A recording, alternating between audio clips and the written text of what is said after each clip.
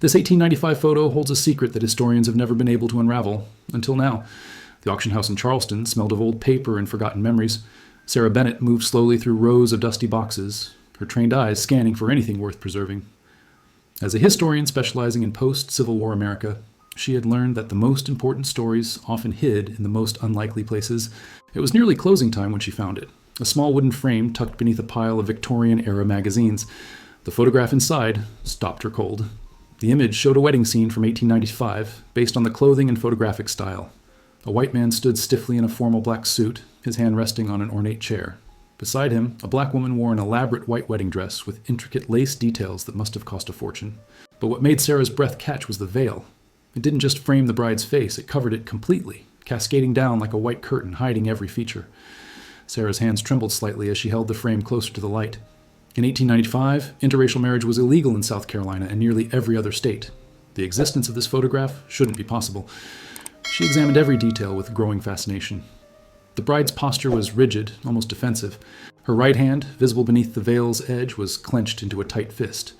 The groom stared directly at the camera with an expression that was difficult to read. Was it defiance? Pride? Fear? The background was deliberately plain, just a painted backdrop of generic scenery. No family members, no guests, no celebration. Just two people standing before a camera, documenting something that could have destroyed both their lives. Sarah turned the frame over carefully. On the back, written in faded ink, were only two words: Providence Church. Her mind raced. Providence Church, she knew that name. It had been a stop on the Underground Railroad, a place where abolitionists had gathered even after the Civil War ended. But this photograph was taken 30 years after emancipation. Why would a couple need to hide in 1895? She purchased the photograph immediately, barely registering the price. As she walked out into the humid Charleston evening, the frame clutched against her chest, Sarah couldn't shake the feeling that she was holding something far more significant than a simple wedding portrait. Somewhere in this image was a story that had been deliberately hidden for over a century, a woman whose face had been concealed for reasons Sarah couldn't yet understand, a marriage that defied the laws of an entire nation. And Sarah was determined to uncover every secret this photograph held. Sarah spread the photograph across her research desk at the university, positioning 3 high-powered lamps around it. Through her magnifying glass, details invisible to the naked eye began to emerge. The quality of the photograph was exceptional for 1895. The focus sharp, the exposure perfectly balanced. This hadn't been taken by an amateur. Whoever documented this moment knew exactly what they were doing and had access to expensive equipment. She examined the bride's dress more carefully. The lace pattern was French Alençon, extraordinarily expensive even for wealthy families. The cut of the dress followed the latest Paris fashion, with leg-of-mutton sleeves and a dramatic train visible pooling at the bride's feet. This wasn't a simple ceremony. Someone had invested serious money in this wedding. But it was the veil that fascinated Sarah most. Unlike typical bridal veils of the era, which were sheer enough to see through, this one was made of thick, white silk that completely obscured the bride's features. It wasn't a fashion choice, it was intentional concealment. Sarah moved to the groom. His suit was equally expensive, custom-tailored with silk lapels. His shoes were polished to a mirror shine. A gold watch chain stretched across his vest. This was a man of means, not someone operating in the shadows. Then she noticed something that made her pulse quicken. On the small table beside the groom, partially hidden behind the chair, sat a leather-bound book. Sarah adjusted the magnifying glass, straining to see more detail. The book's cover bore a symbol, a compass, rose intertwined with an olive branch. She had seen that symbol before. Sarah rushed to her bookshelf and pulled down a volume on secret societies in post-Civil War America. She flipped through pages frantically until she found it. The same symbol, belonging to the Brotherhood of Providence, a clandestine organization of abolitionists, freed slaves, and progressive white allies who continued fighting for racial equality long after the war ended. They had operated through a network of churches, including Providence Church. Sarah sat back in her chair, her mind spinning. This wasn't just a forbidden wedding photograph. This was documentation of something organized, something protected by people with resources and connections. The veil wasn't hiding the bride from the camera. It was hiding her from anyone who might see the photograph later, protecting her identity from those who would seek revenge or retribution. But why? If the Brotherhood protected this couple, if they had money and support, why such extreme measures? Sarah looked again at the bride's clenched fist, at the tension in her shoulders. She wasn't just a bride on her wedding day. She was a woman in danger, and Sarah was going to find out why. The ruins of Providence Church sat on the outskirts of Charleston, hidden behind a thick wall of live oaks draped in Spanish moss. Sarah navigated her car down an overgrown dirt road, consulting the historical maps she had printed the night before. The church had burned down in 1923, according to records, but the stone foundation remained. Sarah parked and walked carefully through the tall grass, her camera bag slung over her shoulder. The foundation outlined a modest building, perhaps 30 feet long. Blackened stones marked where the fire had consumed the wooden structure.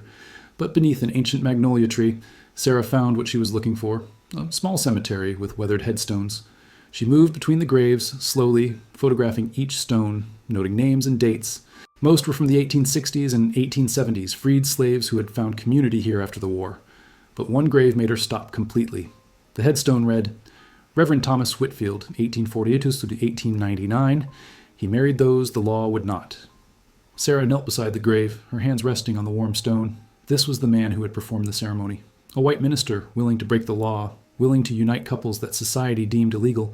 She pulled out her phone and called her colleague Marcus, a genealogist who specialized in African American history. Marcus, I need help finding records for Reverend Thomas Whitfield, Providence Church, Charleston, specifically around 1895. Whitfield? Marcus's voice crackled through the phone. Sarah, that name is legendary in certain circles. He married over 200 interracial couples between 1870 and his death. He was arrested at least a dozen times. The Brotherhood always paid his bail. Sarah's excitement grew. Did he keep records? If he did, they'd be hidden. Keeping those records would have been evidence for prosecution, but Marcus paused.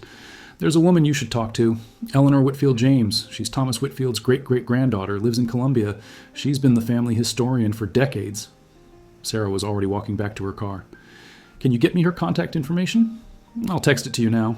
But Sarah, be careful with this. Some families don't want these stories brought into the light. There's still shame attached, still fear. Sarah looked back at the ruined church, at the graves of people who had risked everything for love and dignity.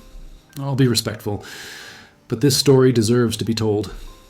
As she drove away, Sarah couldn't shake the feeling that she was following a path that had been deliberately obscured for over a century. Every record destroyed, every name forgotten, every face hidden, all to protect people whose only crime was loving across the color line. But someone had wanted this photograph to survive. They had hidden the bride's face but preserved the image itself. They had left clues, the symbol, the church name, the quality of the photograph, as if knowing that someday someone would come looking for the truth.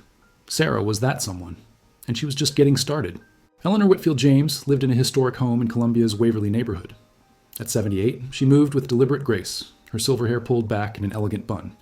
She welcomed Sarah into a living room lined floor to ceiling with bookshelves. Marcus told me you found one of my great-great-grandfather's photographs, Eleanor said, settling into a worn leather chair. May I see it?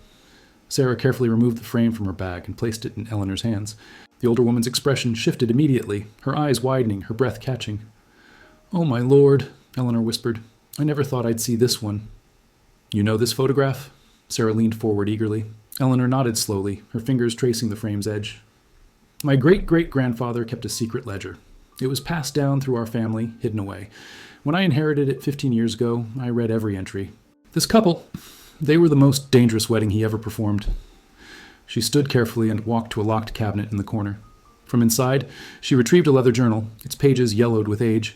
She opened it to a marked page and handed it to Sarah. The handwriting was precise, dated September 14th, 1895. Today I married J.H. and R., the most perilous union I have ever blessed. R.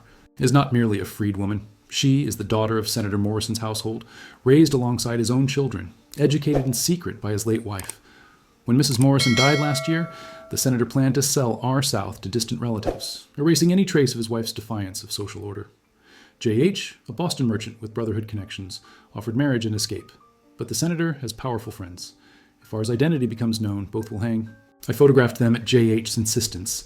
He wants proof of their love, proof that they stood before God as equals. But I concealed R's face completely. The veil protects her. Should this image ever fall into the wrong hands? They leave tonight on the Northern Railway. God protect them both. Sarah read the entry 3 times, her heart pounding. The bride wasn't just any black woman. She was someone whose very existence threatened powerful people. Senator Morrison? Sarah said slowly. I know that name. He was one of the architects of South Carolina's Jim Crow laws. Eleanor nodded grimly. He spent his entire political career fighting against racial equality. But his wife Elizabeth had been an abolitionist. She educated the daughter of their cook in secret, taught her to read and write, treated her like family.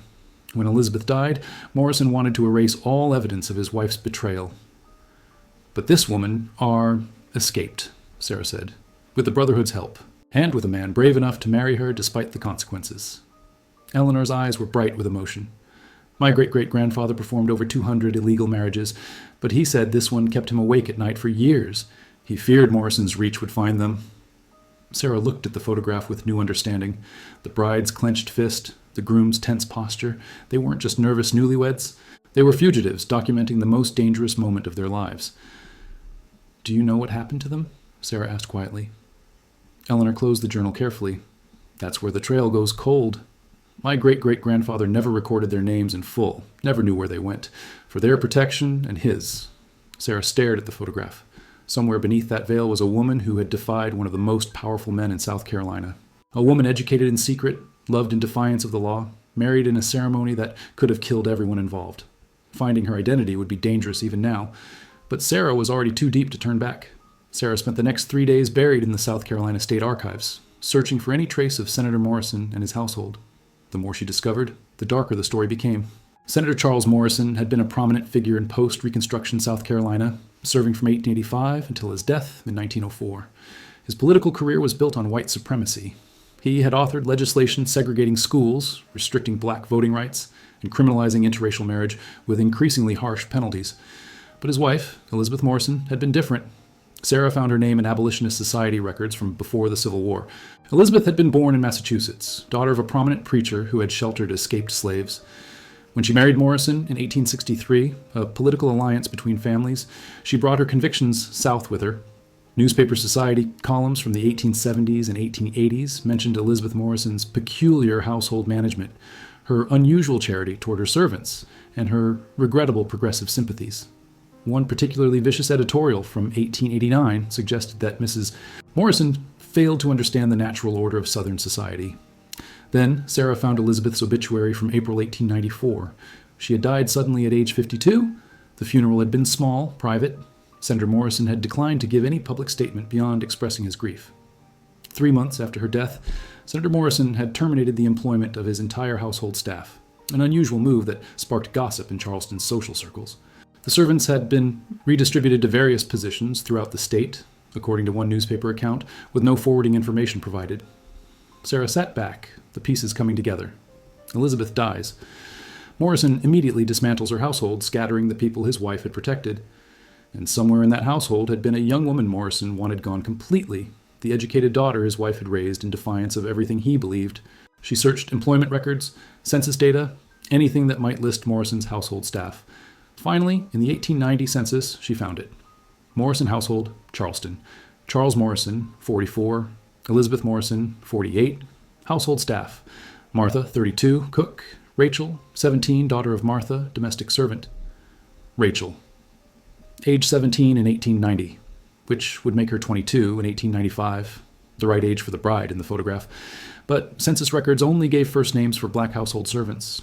Finding Rachel's full identity would require diving deeper into records that most historians avoided, the bills of sale, property records, and legal documents that treated human beings as commodities. Sarah's phone rang.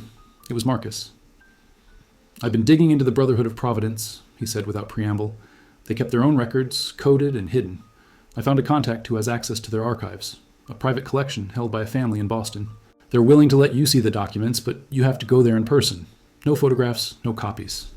"When can I go?" Sarah asked immediately. "Tomorrow, if you can get there. But Sarah," Marcus's voice grew serious, "this family is protective of these records for a reason. The Brotherhood protected people whose descendants are still alive, still living with the consequences of their ancestors' courage. Tread carefully." Sarah looked at the photograph on her desk, at the veiled bride whose identity had been protected for 129 years. "I will, I promise." That night, Sarah booked a flight to Boston. She was close now, she could feel it. Rachel, daughter of Martha, raised by Elizabeth Morrison, educated in secret, married to a mysterious Boston merchant with Brotherhood connections. But questions still remained. Why had the Brotherhood considered this wedding so dangerous? What made Rachel such a threat to Senator Morrison? And most importantly, had she survived? The Brotherhood archives were kept in a townhouse in Boston's Beacon Hill neighborhood, maintained by the descendants of James Hartwell, one of the organization's founding members. His great-great-grandson, David Hartwell, greeted Sarah at the door. "You're the historian Marcus told me about," David said. leading her through elegant hallways lined with portraits of stern-faced ancestors. The one looking into the 1895 wedding. You know about it? Sarah asked, surprised. David nodded as he unlocked a heavy wooden door. My ancestor performed that wedding. He's the J.H. in Reverend Whitfield's ledger. James Hartwell, Boston merchant, Brotherhood leader, and apparently brave enough to marry a woman whose very existence threatened one of South Carolina's most powerful senators. Sarah's excitement surged. You're descended from the groom? I am. David led her into a climate-controlled room filled with filing cabinets and document boxes. And I've been waiting years for someone to come asking the right questions about that photograph. He pulled out a leather portfolio and opened it carefully on the table. Inside were letters, all written in the same flowing handwriting. James Hartwell corresponded regularly with the Brotherhood's Southern operatives, David explained.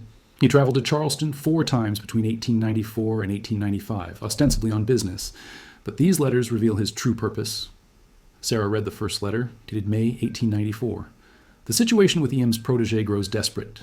The senator plans to separate her from her mother and send her to his brother's plantation in Mississippi after E.M.'s death. The girl is educated beyond what any white woman in Charleston has received. She speaks 3 languages, has read extensively, and possesses a mind that should not be wasted in servitude.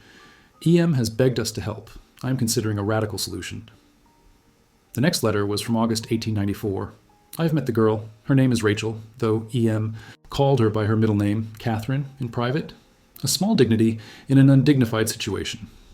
She is 21, intelligent, and terrified. The senator watches her constantly since his wife's death. He knows what she represents, proof of his wife's betrayal of Southern values. If she remains, she will be silenced permanently one way or another. Sarah's hands trembled as she read. This wasn't just about an illegal marriage. This was a rescue operation. The September 1895 letter made everything clear. I proposed marriage to Catherine, Rachel, yesterday. Not from romantic love, I'm 42, she's 22, but from conviction that she deserves the protection my name and wealth can provide. She accepted, understanding our arrangement. We will marry in secret at Providence Church, then travel north immediately. She will take my name, assume a new identity, and finally live free. The senator must never find her. The Brotherhood will ensure our tracks are covered completely. David watched Sarah's expression as she processed the information. My great-great-grandfather wasn't in love with her, he said quietly. He was protecting her, giving her freedom through a marriage that was equal parts legal shield and escape route. Did it work? Sarah asked urgently. Did they make it? David pulled out another document, a marriage certificate dated September 15th, 1895, signed by Reverend Thomas Whitfield. The groom's name was listed as James William Hartwell. The bride's name was listed as Catherine Rachel Hartwell, formerly Catherine Rachel Turner. Turner was her mother Martha's surname, David explained. Elizabeth Morrison had it legally recorded when Rachel was born, ensuring she had a free identity separate from the Morrison household. It was Martha's maiden name, a small act of dignity. Sarah stared at the certificate, Catherine Rachel Turner. Finally, a full name, a real identity behind the veil. They arrived in Boston in late September 1895, David continued. James set her up in a separate residence initially. Their marriage was legal protection, not a traditional union. He supported her education, helped her establish her own life. The Brotherhood watched for any sign that Senator Morrison was searching for her, but he never publicly acknowledged her disappearance. To admit she existed would be to admit his wife's defiance. And what happened to Catherine? Sarah asked, almost afraid of the answer. David smiled, the first genuine smile since Sarah arrived. That's the beautiful part, and it's a story that deserves to be told carefully. He pulled out one more document, and Sarah's breath caught. It was a photograph, dated 1898, showing the same man from the wedding photograph, James Hartwell, standing beside a young black woman whose face was finally gloriously visible.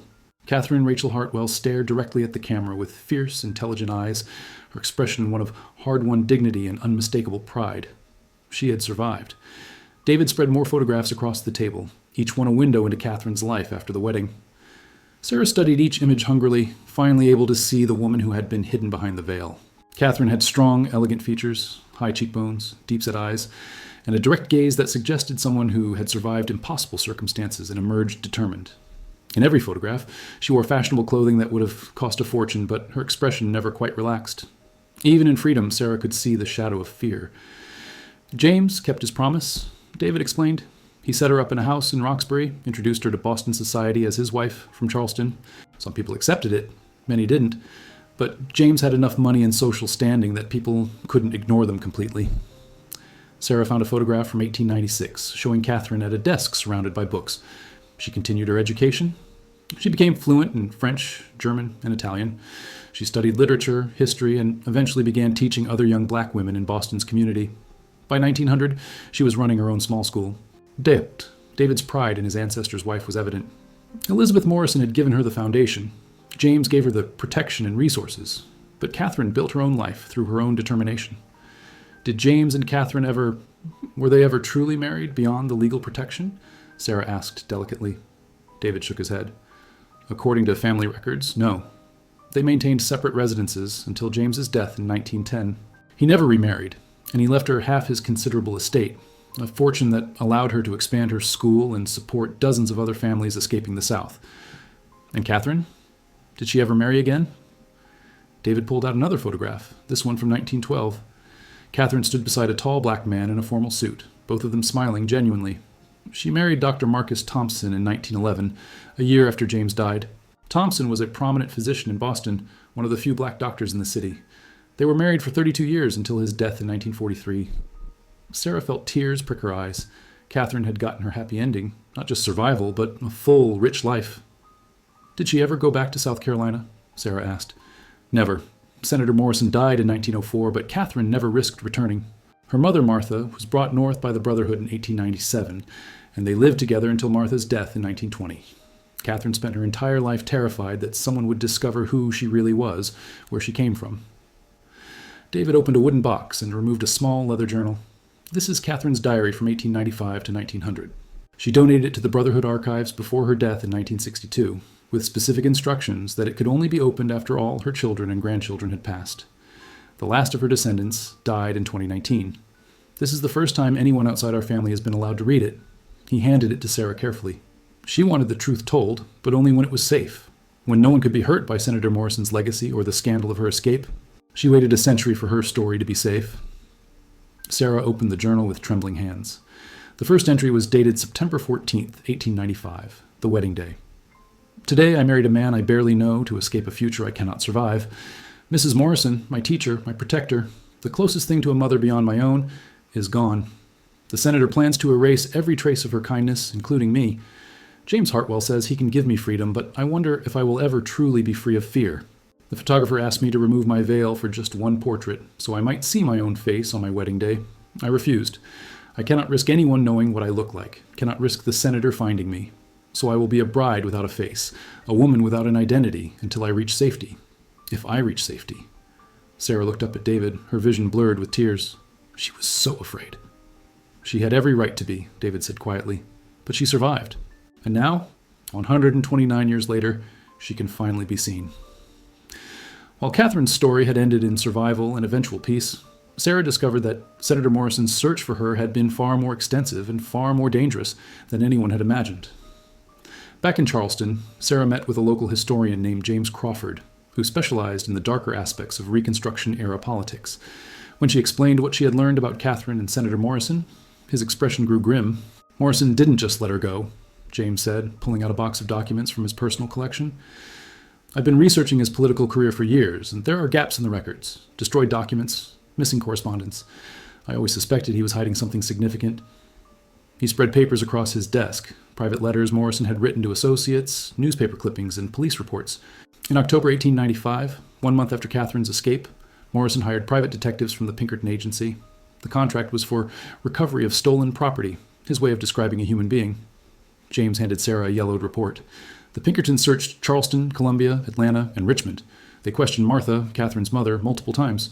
According to these reports, Martha claimed her daughter had died suddenly of fever and been buried in a pauper's grave outside the city. Sarah felt a chill. Martha lied to protect her. And paid the price. Look at this. James showed her another document, an arrest record from November 1895. Martha had been charged with providing false information to authorities and spent 3 months in jail. Morrison wanted her punished for helping Catherine escape. The Pinkerton reports continued through 1896, each one documenting dead ends. The detectives traced the Brotherhood's network but never made the connection to Boston. James Hartwell's name appeared once as a textile merchant from the north who visited Charleston on business, but he was never investigated further. Morrison was obsessed, James continued. Look at this letter from 1897. Sarah read Morrison's words, written to a political ally. The escaped girl represents more than disobedience. She represents evidence of my late wife's betrayal of our entire social structure. She was educated as a white woman, treated as an equal, given ideas far beyond her station. If her existence becomes known, if she tells her story, it validates everything our opponents claim about the humanity and capability of the Negro race. She must be found and silenced. Sarah felt sick. Catherine hadn't just been fleeing servitude, she had been fleeing elimination. Did he ever find out she went to Boston? Sarah asked. James shook his head. There's no evidence he tracked her there. The Brotherhood was too careful. But Morrison never stopped looking, not until his death in 1904. And even after he died, his sons continued the search sporadically for several more years. He pulled out one final document, a letter from Morrison's oldest son to the Pinkerton Agency, dated 1908. While my father has passed, the family wishes to locate the girl Catherine for closure of certain legal matters regarding property and inheritance from my late grandmother's estate. Any information would be appreciated. Property and inheritance? Sarah read aloud. What property? That's the thing, James said, leaning back in his chair. I did some digging into Elizabeth Morrison's will. She died intestate, without a will, or at least that's what the official records say. But there are references in her personal letters to a trust she established for ensuring certain futures. I think Elizabeth left money for Catherine, and Morrison destroyed the will to prevent her from ever claiming it. Sarah thought about Catherine's diary entries, about her fear and survival. She would never have tried to claim it anyway. It would have revealed where she was. Exactly. Morrison knew that too. By destroying the will, he ensured Catherine would have to choose between her inheritance and her life. He made sure she could never truly be free of him. Sarah looked at the photograph of the veiled bride, understanding now the full weight of that covered face. Catherine hadn't just been hiding her identity, she had been erasing herself to survive. But she won, Sarah said quietly. She lived free. She built a life. She married for love eventually. Morrison died, never knowing where she went. James nodded. She won, but the fact that she had to fight so hard, risk so much for basic human dignity, that's the real tragedy. Sarah returned to Columbia to meet with Eleanor Whitfield James one final time, bringing with her copies of all the documents, photographs, and diary entries she had collected. Eleanor's living room became a temporary archive as they spread Catherine's story across every available surface. I've spent my entire adult life researching my great-great-grandfather's work, Eleanor said, studying the photographs of Catherine with tears in her eyes. I knew he married couples who needed protection, but I never knew the full story of any individual wedding. To finally see her face, to know her name. Sarah handed her Catherine's diary. David Hartwell gave me permission to share this with you. He thought you should know what your ancestor helped make possible. Eleanor read several passages aloud, her voice thick with emotion. November 1895. I have been in Boston for 2 months now. The cold frightens me almost as much as the senator did. But James has been kind, and I am learning that freedom means choosing my own fear instead of living with his. I miss Mama desperately. The Brotherhood says they are working to bring her north, but I worry the senator is watching her, using her to lure me back. I will not go back. Even if it means never seeing her again, I will not return to that life. March 1896. Today I walked through Boston Common without looking over my shoulder. It was the first time since arriving that I felt like a woman instead of a fugitive. James says I should consider attending lectures at the public library. The idea terrifies and thrills me. Mrs. Morrison would be proud, I think. She always said I had a mind that deserved room to grow. August 1897.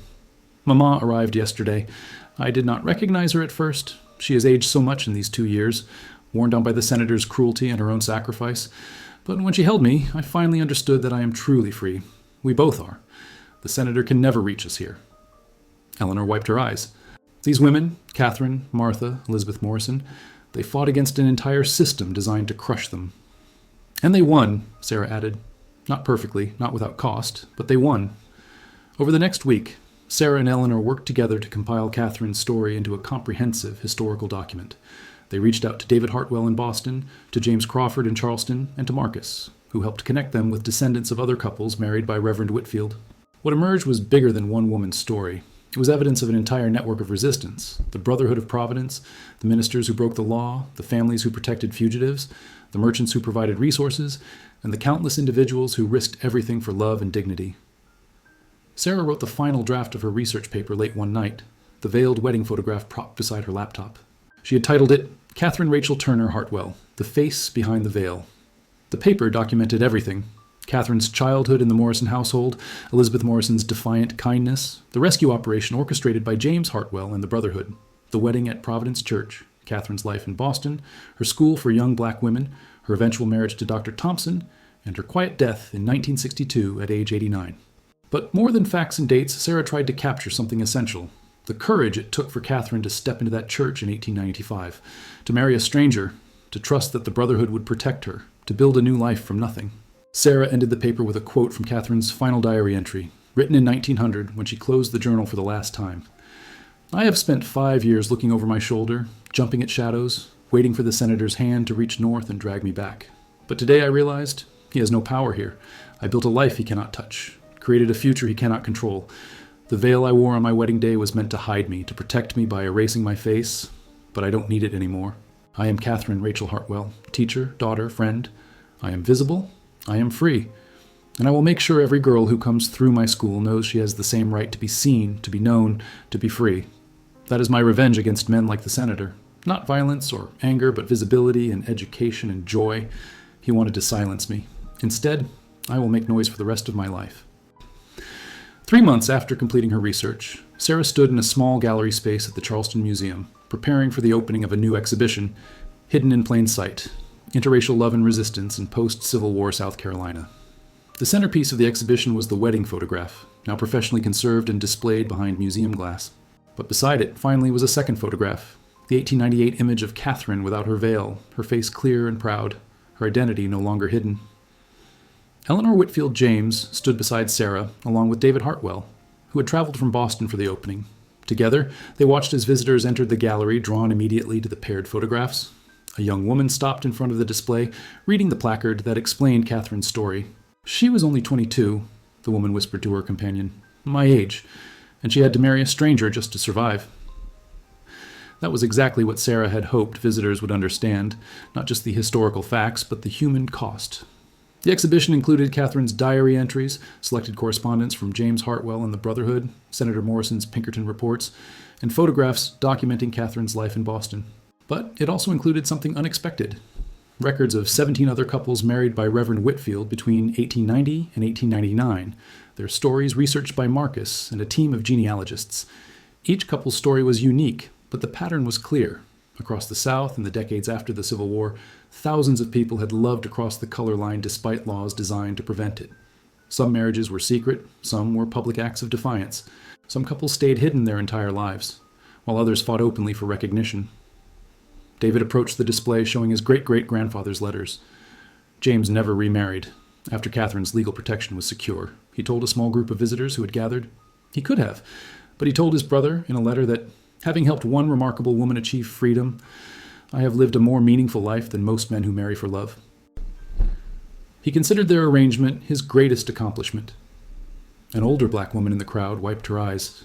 My grandmother used to tell stories about a school in Boston where young black women learned to be teachers. She went there in 1905. She never said who ran it, but she always said the woman who taught there had seen things no one should see and survived with grace. Could that have been Catherine? David nodded. Catherine's school operated from 1900 to 1958. Over 500 women studied there. Your grandmother might have been one of her students. The connection, across generations, across time, was exactly what the exhibition was meant to create. As the evening wore on, Sarah found herself back at the wedding photograph, studying the veiled bride one more time. She thought about Catherine standing there in 1895, terrified and brave, choosing freedom over safety, trusting strangers to protect her, stepping into an unknown future with nothing but hope. Eleanor joined her.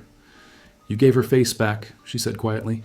"For 129 years, that veil protected her, but now we can finally see her, remember her, honor her." "She gave herself back," Sarah corrected gently. "I just told her story. She lived it." A museum docent approached with a message. "Dr. Bennett, there's someone here asking to speak with you. She says she's Catherine Thompson's great-granddaughter." Sarah's heart leapt. She followed the docent to the gallery entrance, where a woman in her 60s waited nervously. "I'm Patricia Thompson," the woman said, extending her hand. "My great-grandmother was Catherine Rachel Hartwell. I grew up hearing vague stories about her, but my family never talked about her past. We knew she came from the South, that she escaped something terrible, but she made us promise never to dig into it while she was alive. After she died, the stories faded, until I saw a news article about this exhibition." Patricia pulled a small box from her bag. "I brought something. I think it belongs here, with her story." Inside the box was a delicate silk veil, yellowed with age, but still intact. "She kept it?" Patricia said, her voice breaking. My great-grandmother kept her wedding veil for 67 years. My mother found it after she died, wrapped in tissue paper with a note. This hid my face when I needed protection. Save it for when hiding is no longer necessary. I think that time is now. Sarah accepted the veil with trembling hands. The curator carefully added it to the exhibition the next day, displayed in its own case with Catherine's note. The veil that once hid Catherine's identity became the exhibition's most powerful artifact, not because of what it concealed, but because of what its preservation revealed.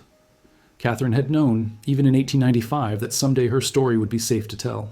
She had waited patiently, survived quietly, and trusted that the future would be kinder than her past. As Sarah locked the museum that evening, she looked one final time at the photographs, the veiled bride and the unveiled woman, separated by 3 years and an immeasurable distance of suffering and survival. Catherine Rachel Turner Hartwell had worn a veil to save her life, but she had kept it to remember that she had once needed saving and that she had saved herself. Her face was finally visible, her story was finally told, and she would never be hidden again.